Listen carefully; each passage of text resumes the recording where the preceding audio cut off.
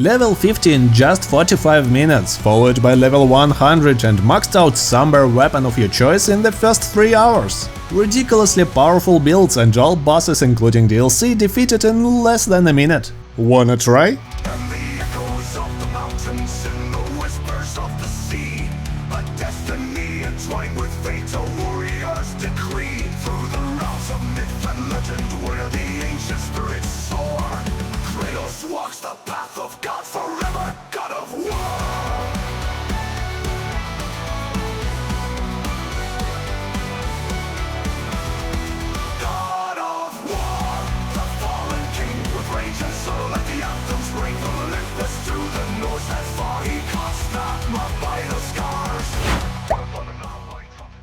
Welcome to Elden Ring, a game designed to be challenging. But today we are planning to make it as simple as possible. To do so, I've prepared a special training, composed of 3 parts for the main game and a bonus part for the DLC. We'll not only become strong in the most efficient way, but also do this as any class. Get all possible achievements for one run, learn how to let the game beat itself, and use the most powerful builds ever created to annihilate all endgame bosses. Are you ready? Then start by picking the most god-slaying type of character you can imagine. The class doesn't matter.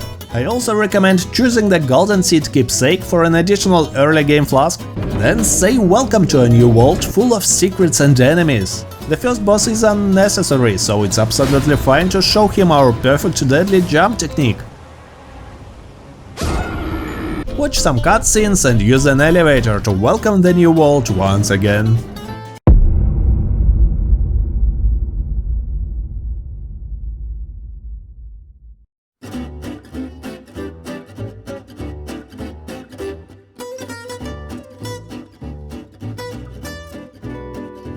And today's special is a trip map with all the important places we must visit, and of course the places themselves to help you not get lost. Alright, write down!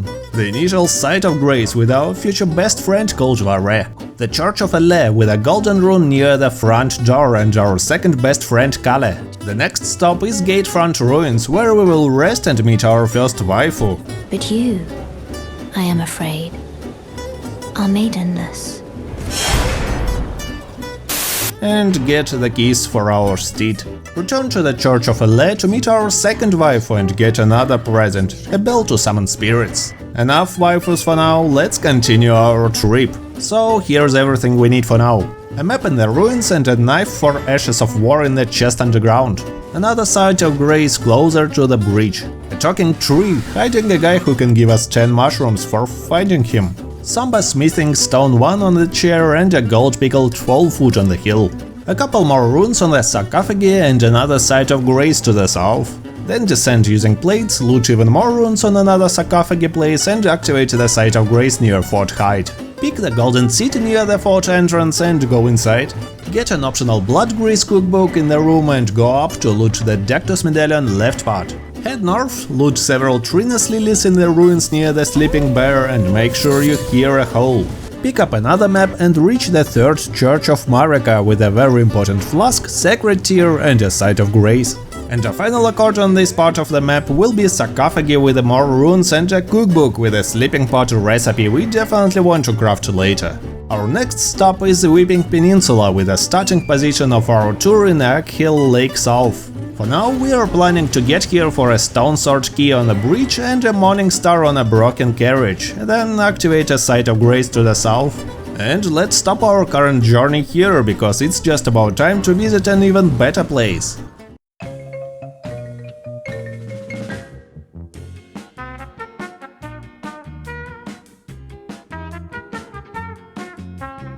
Ladies and gentlemen, let me introduce you to red-themed cheese plate of the game, Kaelid. Visit the portal just northeast from the third Church of Marika to get there. Get a golden seed and activate a grace near the bridge. Instead of crossing the bridge, go northeast and reach Lena's Rise. Who the is Len? Use the spirit spring to go up and pick golden runes, then follow the path to another spirit spring, which will bring us to Fort Pharos. Get inside the fort, ignore enemies and climb the ladder to get the right part of the Dectus medallion. Proceed further, jump into the second hole and pick up a golden rune, then jump on a secret platform, avoid rats and get Radagon's Sword Seal talisman. Then simply die. We don't have anything to lose for now. Once you revive, rest at the site of grace and let our waifu bring us to the round table hold, where we will get the best gesture in the game.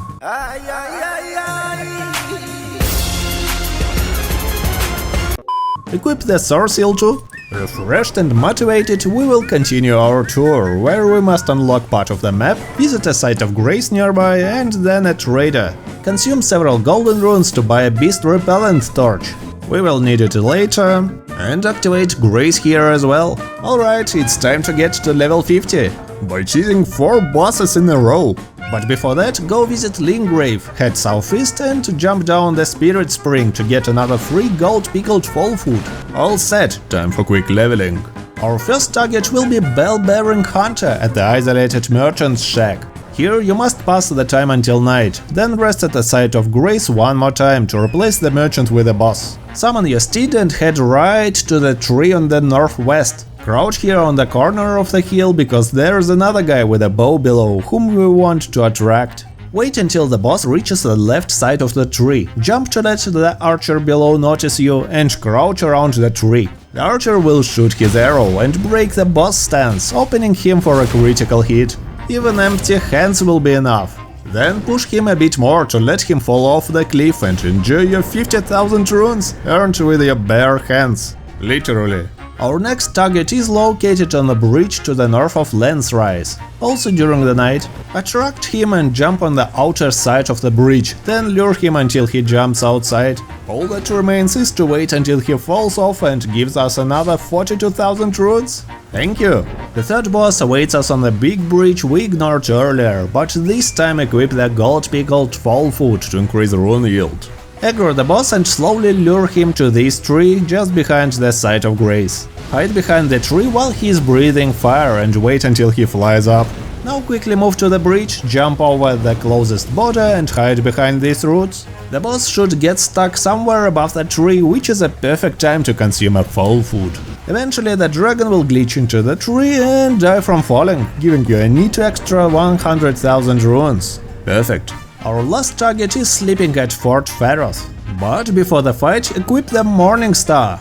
Then stand near its tail and begin punching it. The Morning Star is the best weapon here for 2 reasons. Firstly, it has low requirements, which are easily met with any class once you equip the Radagon Sword Seal we collected earlier. Secondly, it has a hemorrhage build-up, which deals percentage-based damage to everything that can bleed, including this dragon.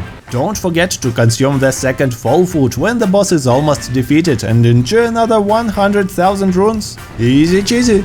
With this amount of money we can meet the requirements for our preferred weapon and also raise vigor for additional survivability. And of course enjoy level 50 in less than 45 minutes, which means that we are ready to become even stronger. This is a perfect time to get a decent temporary weapon. One of such weapons we will get almost for free, by talking to Kali about the hole in the woods, equipping the gesture we get from that and using it in the ruins where we heard a hole. Then talk to this guy called Blade and together beat a mini-boss located here to get a strong weapon for dexterity and strength build, and a somber smithing stone too as a bonus. Alternatively, go northeast from Akhil Lake North to fight a Bloody Finger. You can simply avoid him until your new friend with a katana decides to join you, then beat this guy together and get a decent arcane weapon. Don't forget to unlock Murkwater Cave here, you'll need it later.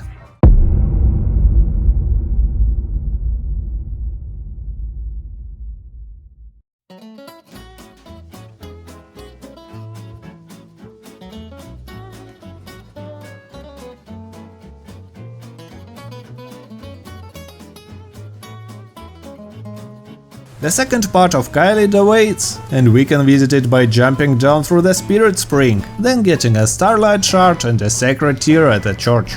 Our third waifu is also there, by the way. Then, after some parkour in the Town of Sorcery, we can earn a Golden Seed, get a Somber Smithing Stone 4 in the middle of the Scarlet Lake, Find a map and a merchant with a cracked pot we should buy, another golden seed and a grace near an important portal. Return to the Scarlet Lake and head west to find a Somber Smithing Stone 5, Rock Sling Spell and a Meteorite Staff. The best sorcery weapon for half of the game, which also boosts the gravity spell we just got. Then get another Somber Smithing Stone 4 and finally a Flame Grant Me Strength incantation, which greatly boosts our physical and fire damage for 30 seconds. Enough guided for today. Visit Twin Maiden Husks at the Round Table Halt and buy a bow and a finger seal.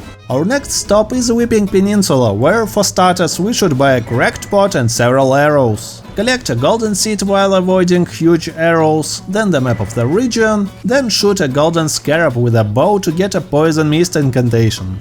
Then pick up Flame Frenzy and Sacred Tear in one church, the second Sacred Tear in another church, 5 more Trina's Lilies in the ruins, the third Sacred Tear in the next church, additional golden runes on sarcophagi, and finally visit a merchant. Buy a lantern from him, it will help a lot in dark areas. There is nothing else we should do here, so we will teleport to Gatefront Ruins. The road here is pretty straightforward. One more seed, then a grace with a second Stone Sword key and Lady Roderica. Exhaust her dialogue until you get Spirit Jellyfish Ashes, then collect Strength Tier and activate the nearby Site of Grace. Instead of Stormhill Castle, we will run around and reach one more Sacred Tier and then the swamps.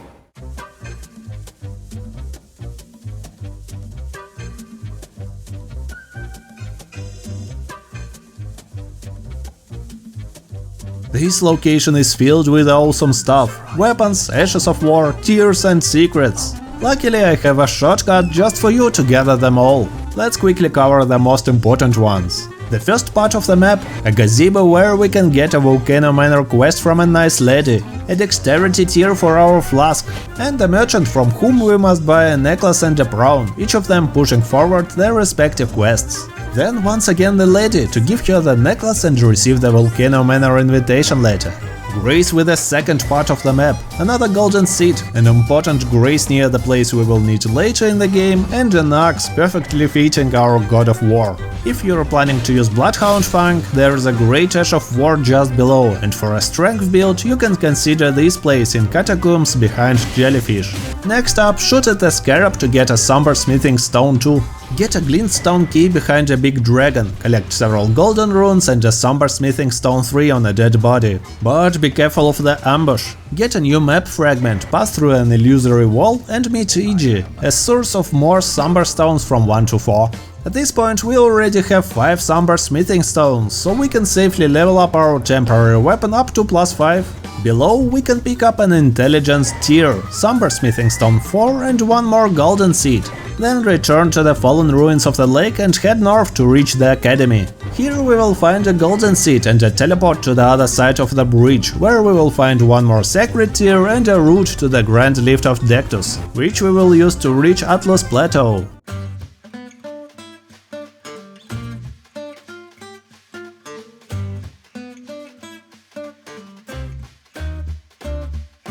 As our journey continues, we unlock more and more stuff. Atlas Plateau is no different. First of all, activate the Site of Grace nearby to start Radan Festival. Then get a golden seed and a map to the north. Pass many guards and 2 tree sentinels to reach another grace with 2 golden seeds and a map. Then another tree with 2 more golden seeds and finally a grace to the north. For now, this should be enough for 10 flasks. Allocate them depending on your class and add the tiers you collected. Return to Kali, buy a crafting kit and all the cracked pot he has, and also arrows, around 200 will be enough. With everything you have, you should be able to craft 5 sleep pots. We will need them soon.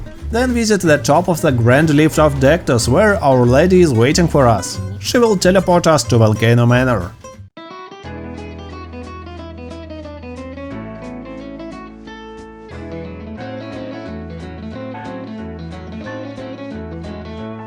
Don't forget to activate the Site of Grace here, or you will have to run a lot to reach this place again. Agree to join Volcano Manor, open a couple of doors and get your first request – to get rid of a guy with amazing armor. Visit the Red Mark, defeat this guy the way you want and get a scaled set. Fashion, defense and poise all in one, even without a helmet. Return to Volcano Manor to receive a reward and unlock the second request, then run through a secret wall and pass several enemies to get to a new zone. Time to get Somber Smithing Stones 5 and 6 and fight our first boss here.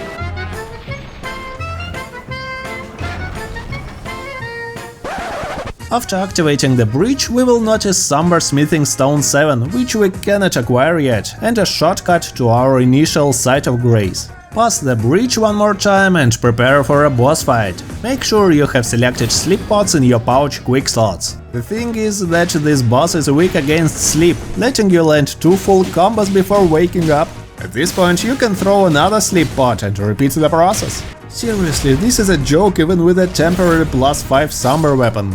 Time to get Somber Smithing Stone 7.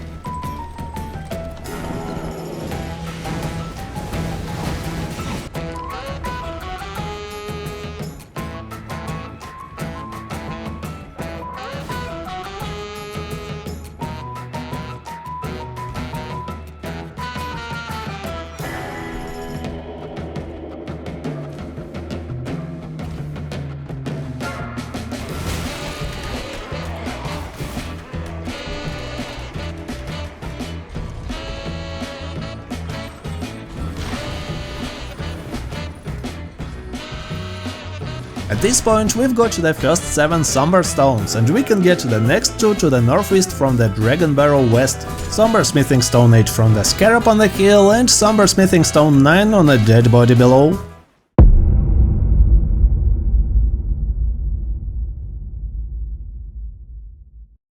With 9 Somber Smithing Stones collected, we can move to the final phase of power leveling, reaching the ultimate leveling place. But to reach it, we must meet several requirements. First off, we should defeat any Great Rune Bearer, and with our current level and weapon, we can easily beat Radon. This boss is waiting for us behind a teleporter, which is now functional. Head north, activate the Site of Grace if needed, pass champions and talk to this guy. Descend the elevator and prepare to fight Radon. First off, turn back and run away on your horse until Radon disappears. You can avoid his only arrow by dismounting. Then go summon all the champions and prepare for a melee fight.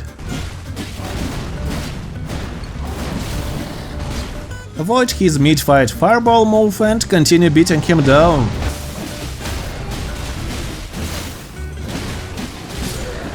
With this strategy and our gear, he is so easy to beat. This opens a whole new area and completes the first step towards the farming spot. Now go talk with Annie at Round Table Halt, which will force our well-known friend Vare to move to a church, conveniently located to the west from the fallen ruins of the lake Site of Grace. Talk to him to receive a quest, teleport to capital outskirts and head northwest, where you will find one more Golden Seed and Weaverblood ruins, where we will defeat Magnus the Beastclaw to get an extra Somber Smithing Stone 6. Return to Vare and he will ask you for one more favor: to put Lady's blood on a white rack. You can find an appropriate lady to the southeast of the Grand Lift of Dectus, after fighting an annoying Bloody Finger Vike in a church where you can also pick up another sacred tear. Return to Vare one last time and perform a ritual of summoning another player. Hello? Yes, and get a medal that will teleport us to our final destination. We've done it! We have reached the best place in the entire game, which will let us make millions of runes. But before that, let's quickly collect notable stuff, such as the map of the place itself, a grace, a couple of runes, Ghost Glove Words 9 and 10, and a final upgrade to our somber weapon, Ghost Glove Word 8 and Swarm of Flies below, followed by one more rune and of course a grace of our desires. But before we start using it to get rich, we will collect two more items. First of all, we'll visit the most reliable man in the world called Patches, who can be found in Murkwater Cave we unlocked earlier.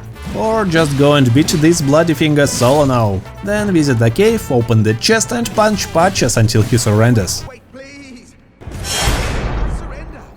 Okay. Forgive him for everything he did so far and teleport to Volcano Manor, where he will be waiting for you with his goods for sale. Buy 3 gold pickled fall feet and the missionary's cookbook to learn how to craft them. Now go farm materials. Kill birds for their feet to the north of the 4th Church of Marika. Collect gold fireflies to the east of the isolated merchant shack and collect roller fruit in Limgrave or Weeping Peninsula. To get the golden scarab, which boosts our rune yield by an additional 20%, teleport to the smoldering wall site of Grace. Head east, pass the Dogga and Iron Virgin, cross the Root Bridge and enter the abandoned cave. Wait until the rot explodes and jump down to the left, then go left, right and down.